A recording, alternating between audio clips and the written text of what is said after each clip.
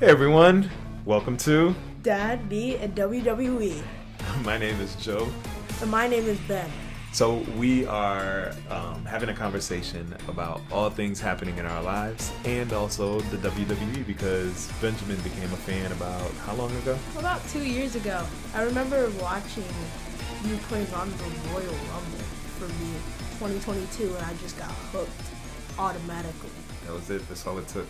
A whole bunch of people running into the ring, beating up each other. Big meaty men slapping meat.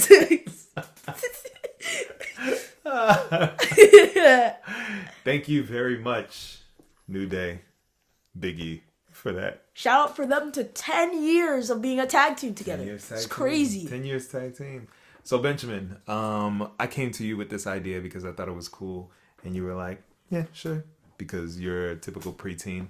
So what are you excited about to discuss on this podcast that we're starting together? Okay, guys, I'm excited to do the podcast with my dad and talking about WWE and figuring out the plans of what our predictions are. Speculating? Yeah, and speculating what could happen. Yeah, because it's a lot of fun, right? It is. They have a lot of fun storylines. I love it. What's your favorite storyline right now? Obviously the Bloodline. Yeah. That's like, but besides that, I like Rhea Ripley and Liv Morgan's storyline. I like that one. Yeah. The love triangle? Yeah. Not Dirty really. Dom. It's not a love triangle anymore, huh? Yeah. Because she's not fighting for him. Yeah, she's fighting against... She just wants to beat up Liv. / get her championship back. Number 1, Bloodline. Number 2, Liv and Rhea. What's number 3 for you? Number 3... Top 3. Is the Cody Rhodes, Kevin Owens, and Randy Orton story. I like that story. I like how it's like we're reforming it. And I know and the pile driver is banned and Kevin Owens used that. Yeah. And when I saw it happen, like me and my dad watching it when it happened, me and my dad were super surprised because like a pile driver, when was the last time you guys have seen the pile driver? It's been forever. Yeah, so it's crazy. It's not a thing. We had to explain it to your mom. Yeah, and we had to explain it to Sedana and Evie. They were just like, wait, what's the big deal? So we were like, yo, this move was banned. But it's clever the way WWE did it. Yeah. Because, I mean, he did a pile driver, but he didn't really do the pile driver. But it was enough, it was dramatized enough to the point where you're like, oh my God, it's over for Randy Orton. So they're really smart for doing that. Yeah, I love how Randy Orton sold it too. Yeah, and especially the fact that he sold it and also his history of having the back injury and having to get the spinal fusion or whatever. And also the neck injury. It's crazy. Yeah, it's really great. Okay, so let's go ahead and do a recap of Raw and SmackDown, our favorite moments and our favorite things. And then after that, we'll try to see if we could predict what's going to happen in the Survivor Series. Oh, yeah! Okay. First things first, let's talk about SmackDown. Highlights for you. Okay. So first is the Bloodline story. Wait, do you want to go like 1, 2, and 3, or do you want to go 3, 2, 1? Like 3, 2, 1. Let's 3, 2, 1? Okay. Okay. 3 is definitely the DIY story. Dad knows this about me. My family knows about me, but DIY is my favorite tag team, and and I love how they won the title, but they lost it so soon. Yeah, I agree with you because they're trying to prop up the Bloodline. So them trying to prop up the Bloodline, they had to make sure that DIY lost the title, but they are really a good tag team. My only thing with what's going on with DIY is that I don't like the fact that they're leaving Montez and Angelo Dawkins to basically be cannon fodder. You know what cannon fodder is? No. Cannon fodder is like the junk that comes out of cannons. Oh, yeah, that's true. But you do know, but technically, this could happen at War Games. This is my pick. The Motor City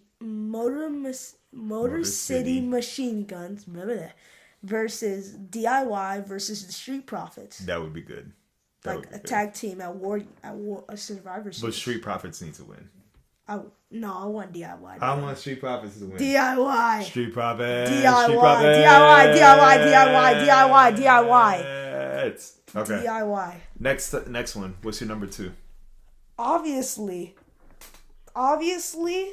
Oh, Actually, I want to tie the DIY story with the LA Knight story. I love how they used Shinsuke Nakamura to come back. His comeback. I'm excited for that. Yeah, that's gonna be a good combination. Like those two together, forget about it. I think it's gonna be real entertaining. Okay. I like heel Shinsuke. Heel Shinsuke is always fun. Okay, number 2. Number 2 is definitely the Kevin Owens Randy Orton KO story. Mm-hmm. Like with the storyline going amazingly, and I told this to Dad, and Dad, I don't know if Dad agrees with me. I think that match is gonna go to an ambulance match because Cody's like gonna get revenge on Kevin Owens. I don't think it's gonna be an ambulance. I think they're just gonna do a regular schmegular. I think they're gonna do a regular schmegular, and then there's gonna be an ambulance match. Okay, I can see that. Because like ambulance match and like Cody Rhodes is just like I'm gonna do what you did to my buddy Randy Orton. And boom, boom, boom. I think that the only thing with that feud, and I think they're playing it smartly, is that it's giving Cody something to do that does not involve with the bloodline. No, that does not involve the title match, like where he has to give up the title. Like this isn't about somebody wanting to get the title from him. It's more about him trying to be honorable and help his friend. Yeah. Because I think that's clever. Yeah. Number 1 is obviously the bloodline. I love how Bronson Reed is part of it, and then me and Dad's pick is Seth Rollins. It's painfully obvious. I said it. I said that like as soon as they start, it was like, who's the 5th one gonna be? I was like, Seth Rollins. I wanted it to be Braun Breaker. Not gonna be Braun Breaker. Seth Rollins. That would have been so awesome with Braun Breaker. It wouldn't have been awesome because it wouldn't have served the story. They're trying to tell a story. That's true. But yeah. I like Braun Breaker with the push. The push is awesome with Braun Breaker. No! He's good. And I'm sure that's the reason why Jey Uso lost the title, why Sami Zayn lost the title, because they're like, look, we need to have everybody in the bloodline in equal footing for this story. So, yeah, I am partial to the bloodline story as well. I think it is very clever. I think it's a nice build up, and I'm excited to see where they go. What are your 3? My 3 is going to have to be the LA Knight story. That's number 3. That's number 3. This would be good. Number 2 will be number 2 is the women's US title. Oh yeah, it's gonna be good. I was happy to see Bayley get the W. I love Bayley. I think Bayley is so good and so fun to watch. And then number 1, just like you, is the bloodline. The Cody story, I appreciate it, but it's not like where I'm like, ooh, I wonder where this is gonna go. I'm like, okay, it's entertaining, it's fun. Kevin Owens is always awesome. So it's nothing where I'm like, this story is grabbing me, but to see the new US title, and I want to see what happens with Shinsuke. Shinsuke being back, because heel Shinsuke is always entertaining. And so those are my thoughts on not SmackDown to bring back week. old news, but how do you feel about AJ Styles being injured? AJ Styles is one of my favorite wrestlers ever. His run with John Cena, when them two were going at it back and forth, when John Cena says he has the haircut of a soccer mom, chef's kiss. It's just and that phenomenal forearm and them just going head to head. It was everything. It was spectacular. I loved it. And so, yeah. So I'm sad about AJ Styles. I hope he recovers and he comes back like stronger than ever. Maybe that could be John Cena's last match. That would be good. That actually would be good. Although I'd much rather see John Cena and Kurt Angle. That would be sheer perfection. You suck. But not any Kurt Angle, Perk Angle. Do you know about Perk Angle? No. Chad Gable? No. You don't know about Perk Angle? I'll tell you later, some other time. Okay. Anyway, all right, let's talk about Raw. Ooh, Raw. Yeah, let's talk about Raw. Let's talk about what happened on Monday Night Raw. Yes. Well, did you? That's hard. Yeah, it's a lot happening. A lot happened on Raw. Yeah, I like the Seth Rollins, Big Bronson Reed. Yes. That match was good, and the new bloodline attacking and ruining that match, perfection. But let's start from give me your top 3 moments Okay. from it. Top Go, three number three. moments. Mm-hmm. I like that fight. 3 is definitely the fight with Damian Priest just like destroying Gunther even when it was a sneak attack. Yeah, that was fun. Number 2. I thought they were going to announce it was going to be a street fight between the two of them. Because remember what he said? He was like, you might be a general in the ring, but I'm the king in the streets. Can't lie. That was a good line. That was a good line. And 2 is definitely the women's war games. I love how Rhea Ripley just came out. War games! Yes. Yeah. Yeah, I agree with that. And what else? Number one? And number 1 is obviously the Bloodline. The Bloodline. Yep. Bloodline's taking over all of WWE. That's it. It's all about the Bloodline right now. For real. I agree. For real. Okay. For me, it is. I have to say number 3 is the Rhea Ripley. That one was crazy. Number 2 is the Wyatt Six story. Oh yeah. Yeah, with the Miz and Karrion Kross. That sounds Last like a good Final story. Testament. I feel like that's gonna build to something good. I want to see the Miz commit to being part of a faction, and a faction that is against what he usually does. Like, that would be really entertaining. And number 1, of course, the Bloodline. Like, you can't mess with the Bloodline. Like, the Bloodline storylines are good. And, you know, even though you could see what's about to happen, it's just watching it unfold is good. It's like, you know, watching a roller derby. You know what I mean? You know all the cars are going to crash into each other and break, but you still want to see how it happens. So yeah, those are my top 3. Okay, predictions. War games. Okay. Wait, are we going to predict war games, or should we predict what's going to happen next week? Both. So predictions as of now. So these are your war games prediction now on, what's today? 11/20. Okay. Wednesday night, 11/20. These are your predictions. Okay. We'll see if it changes next week. So let's And start. the week after that. Go. Let's start with the women's war games match. Women's What do you war think games. about that? I say Bianca Belair's team will win. That's my pick. What do you think? I actually think that I agree with you. I think the Black Girl Magic plus Bailey and Bailey. Not Bailey. I'm sorry. Plus Rhea and Black Girl Magic, Rhea, and what's her name again? Io Sky. Yeah. Yeah, I think the Survivor Series. I think that's gonna be. You know what I learned today? What? I learned that it's Io Sky's. It's either 6th or 8th time in War Games, and she broke a record basically. Really? Yeah. Wow. It's crazy, right? Yeah, this is gonna be Seth Rollins' second War Games, I think. Yeah, and Sami Zayn and Jey Uso's third war game in a row. That's crazy. I know. Jey Uso's a beast. Jey Uso and Sami Zayn. Sami Zayn and Jey Uso are both underrated, especially Sami. I don't think they're underrated. What do you mean? Do you not hear the pop that they get whenever they come out? No, I'm talking about for like WWE Championship. Mostly Sami Zayn. Sami Zayn deserves a WWE champion like last year. I mean, when he was going at it with Roman Reigns, like, arguably he could have gotten it then.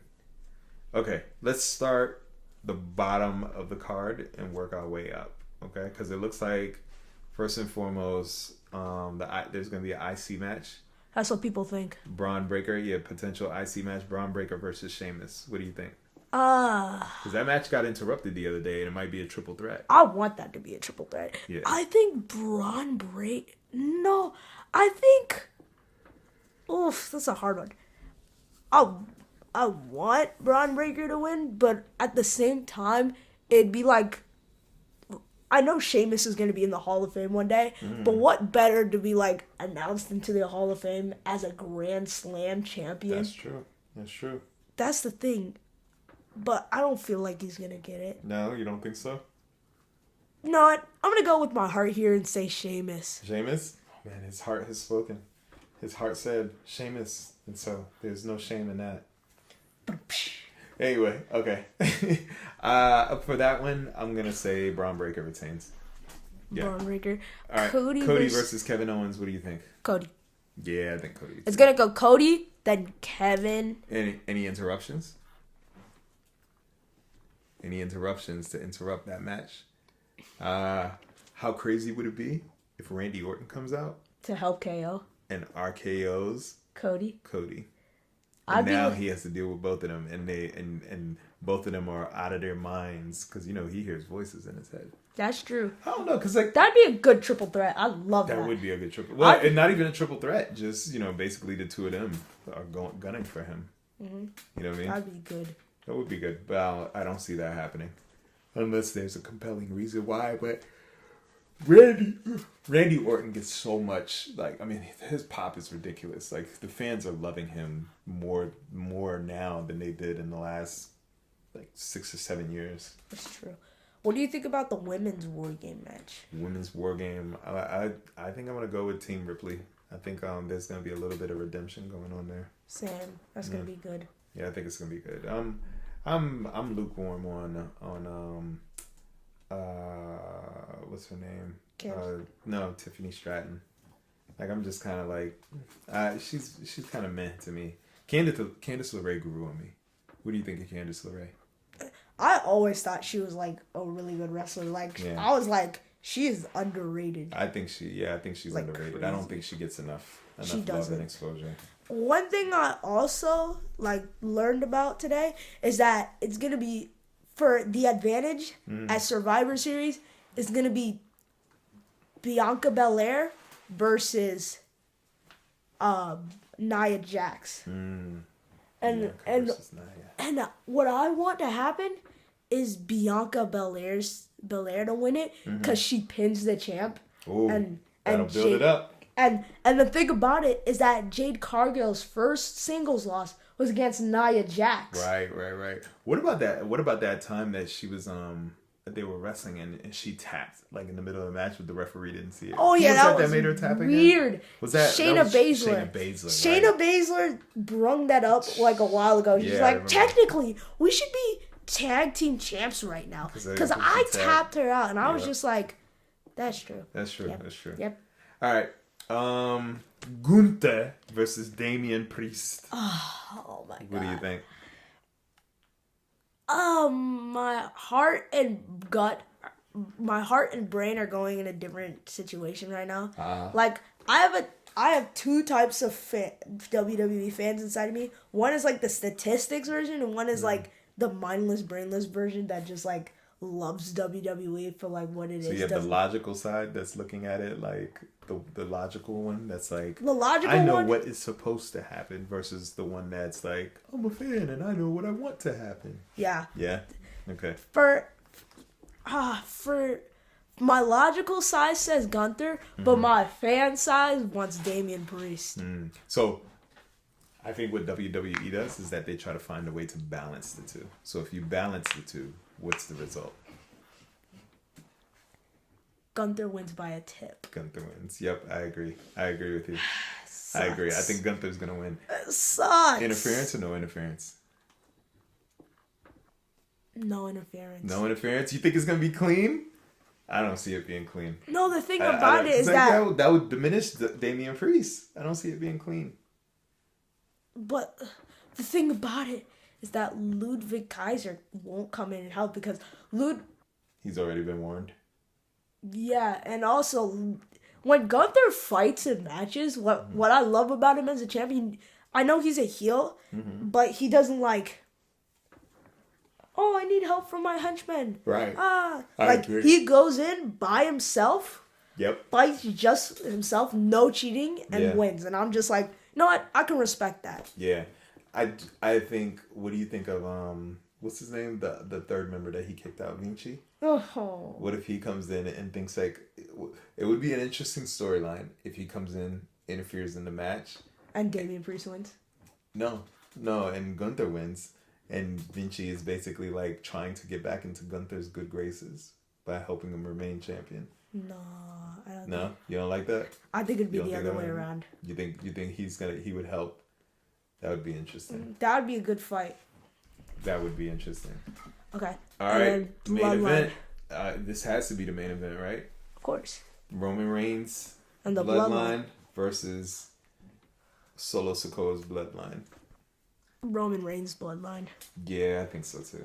I don't see Roman Reigns catching an L again, and it not diminishing him and what they do. You know what I mean? There's a trajectory to it. It's the journey that the characters are going on so that they can be victorious. Like, he's caught enough L's and has been down enough. Now he needs that victory. Whether or not that victory leads to him officially having the Olufala, I don't think that's going to happen. That's probably going to be like a WrestleMania match. So Roman versus The Rock. What? Do you think The Rock's going to interfere? I don't think so. I think The Rock's going to come out like what he did in Bad Blood. Like, just like come out. And just like do the finger through to the neck thing again? No, he should do like the finger to the neck and then put up the 2 sign. No, not the 2. Because like that's twice. No, he's saying peace. He's saying peace. Bloodline peace. I could just imagine him just like cut the head and then peace.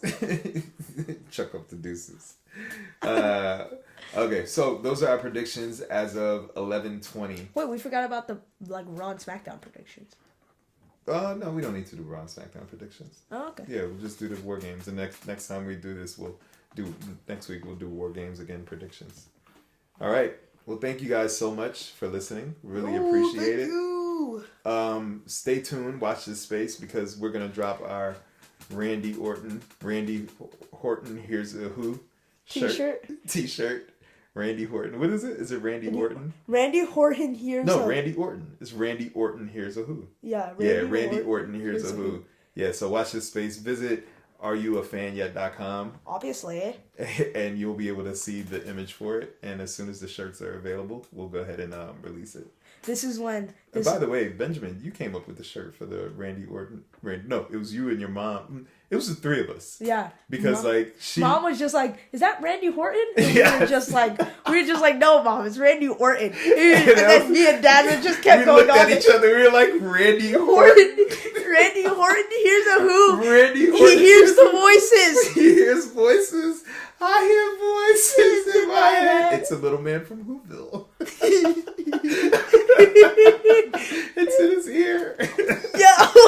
The voices in his head is the voice from Whoville. Yo, I could imagine like the person in there just like, help me. The image is Randy Orton, big and muscular as an elephant. Of course, it's not a perfect version of Randy Orton because we're not dumb, but it's Randy Orton Here's a Who. Randy Orton Here's a Who. Sorry. And so stay tuned. You're gonna see that shirt available very soon.